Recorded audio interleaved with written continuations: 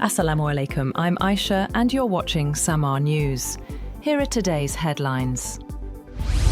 At least 31 people were killed and 169 injured after a powerful explosion ripped through an Imambargah during Friday prayers in Islamabad. The blast struck Imambargah Khadijah al-Kubra in the capital's Talai area, triggering panic as worshippers rushed to help the wounded. Police say it is too early to confirm the cause. Meanwhile, hospitals in the capital have declared emergencies as rescue operations continue.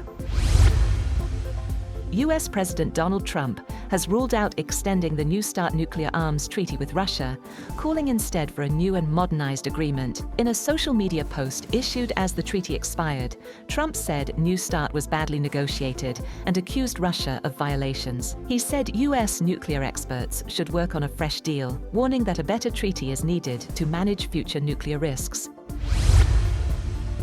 Meanwhile, the United States has accused China of secretly conducting a nuclear test in 2020, escalating tensions as global arms control frameworks unravel. US officials told a Geneva disarmament conference that Beijing used covert methods to hide a yield-producing nuclear explosion, violating test ban commitments. China rejected the accusation, saying it acts responsibly on nuclear issues and blamed the US for fueling a new arms race. Indirect talks between the United States and Iranian officials have begun in Oman. The delegations are being led by Iran's Foreign Minister, Abbas Araghchi, and the United States President Donald Trump's Special Envoy, Steve Witkoff. In April last year, the United States and Iran held talks to pursue a nuclear peace agreement. The first round took place in Oman on April 12th, followed by a second meeting in Italy on April 19th. A third round was held in Oman 1 week later.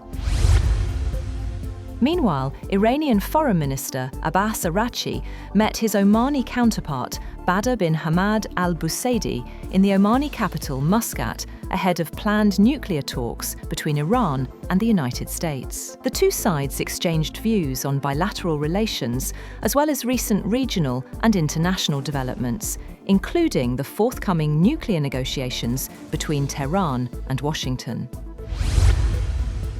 The US Virtual Embassy in Iran has published a notice asking American citizens to leave the country. In a statement posted on its website today, the embassy said citizens should have a plan to leave Iran without relying on assistance from the US government. Those unable to depart were told to move to a secure location or a safe building.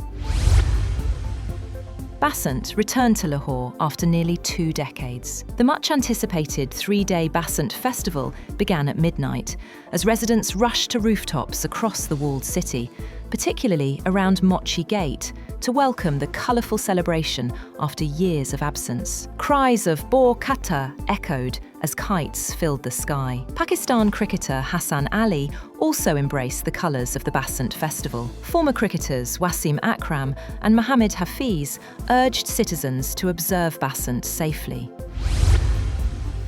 Bitcoin fell sharply, extending its losses after a turbulent week for the world's most widely traded cryptocurrency. The digital currency dropped by nearly 14% on Friday morning, trading at around $62,900. The fall followed a series of steep declines that began last weekend, when Bitcoin slipped below the $80,000 level. And Turkey is preparing sweeping restrictions on social media use by minors, with a parliamentary report calling for age verification, content filtering, and possible bans for children under 16. President Tayyip Erdogan's ruling party is expected to submit a draft law soon, citing concerns over child safety and digital addiction. If passed, the measures would place Turkey among a growing number of countries tightening controls on minors' online access. That's all for now. For more updates, visit www.samaa.tv. Thank you for watching Samaa News.